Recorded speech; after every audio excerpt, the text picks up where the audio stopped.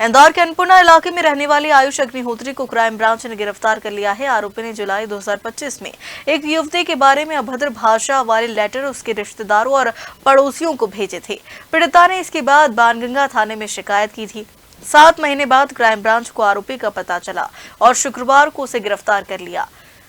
Crime branch के मुताबिक जुलाई 2025 में युवती ने शिकायत की थी कि अज्ञात व्यक्ति उसके और उसकी बहनों के बारे में अभद्र भाषा वाले पत्र भेज रहा है, जिससे परिवार और युवती को मानसिक कष्ट हो रहा। ये जुलाई 2025 में थाना बाणगंगा में एक अपराध पंजीबद्ध हुआ था, जिसमें कि फरियादिया ने रिपोर्ट की थी कि उसके घर पे और उसके रिश्तेदारों के घर पे उनकी और उनके कुछ परिजनों की मार्क्ड फोटो लगा करके और न्यूड फोटो लगा करके और पोस्ट किए जा रहे हैं। ये कई पोस्ट ऑफिसों से इस तरह के पोस्ट आते रहे और जुलाई 2025 से लेकर अभी जनवरी 2026 के पहले पिछले सप्ताह तक लगातार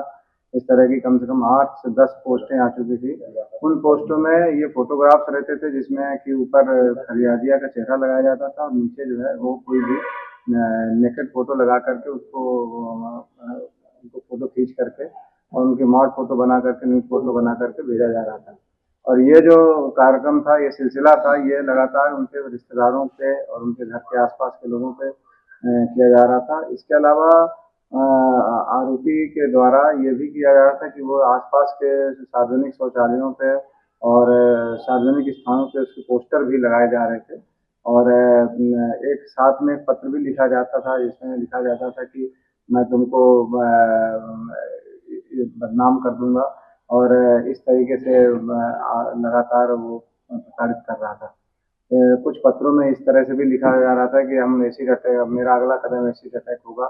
और फरियादिया और उनके परिवार वाले काफी डरे हुए थे क्योंकि लगातार वो इस तरह की पोस्ट कर रहा था और पोस्ट कौन कर रहा है इसकी कोई जानकारी मिल नहीं पा रही थी।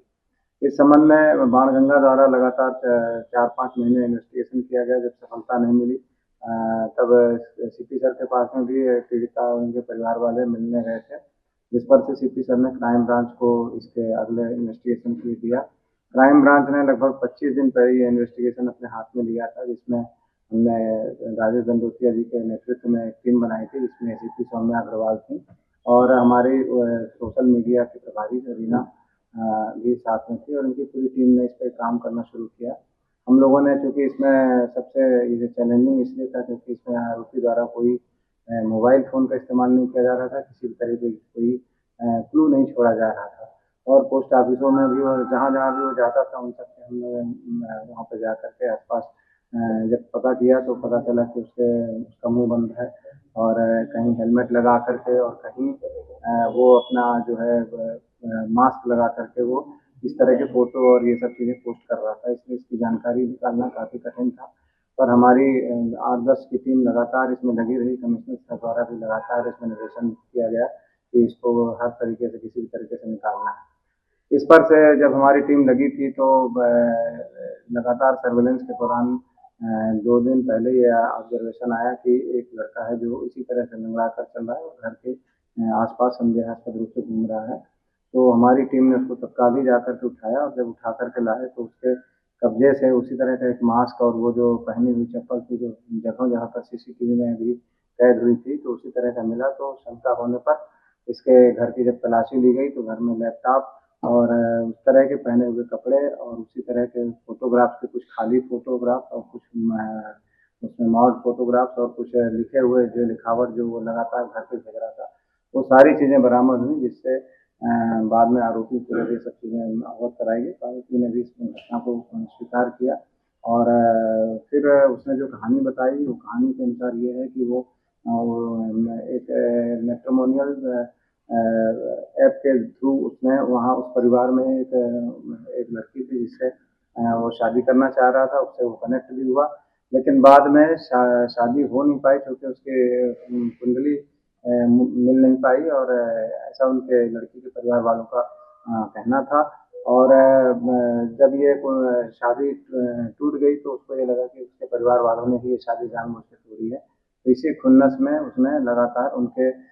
परिवार के कुछ लोगों को बदनाम करने के लिए इस तरह के वो मॉड फोटो डाल रहा था और जो पकड़ा गया आरोपी है उसका नाम आयुष अग्निहोत्री है। जो ये ये वैशाली नगर इंदौर में रहता था। और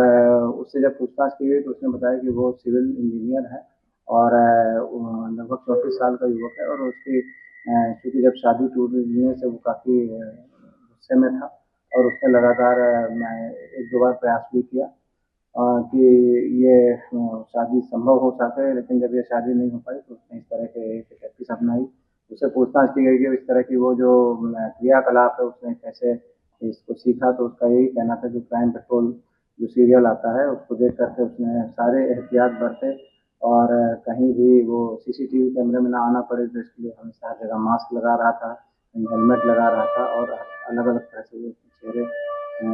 को ढकने की कोशिश किया। और कहीं भी आना-जाना करता था तो अपने साथ में वो कहीं भी मतलब एक साधन से ना जाकर 2-3 साधनों का उपयोग करने की कोशिश कर रहा था। लेकिन इन सब चीज़ों के बावजूद भी क्राइम ब्रांच की टीम कड़ी मशक्कत के बाद इसको ढूँढ कर के लाई है। और इसमें हमारी टीम राजेश गंडुतिया के नेतृत्व में लगातार लगी रही और फिर ये सफलता मिली। आरोपी को हिरासत में लिया गया है, उससे पूछताछ की जा रही है, उससे और जानकारी ली जा रही है कि उसका बैकग्राउंड क्या है और वो किस तरीके से उसने इस अपराध को अंजाम देने के लिए सोचा। और उसमें जो एसिड अटैक वाली बात थी उसके संबंध में भी तस्दीक की जाएगी। तो उसके संबंध में पुलिस रिमांड लिया जा सकता है, उससे पूछताछ की जाएगी।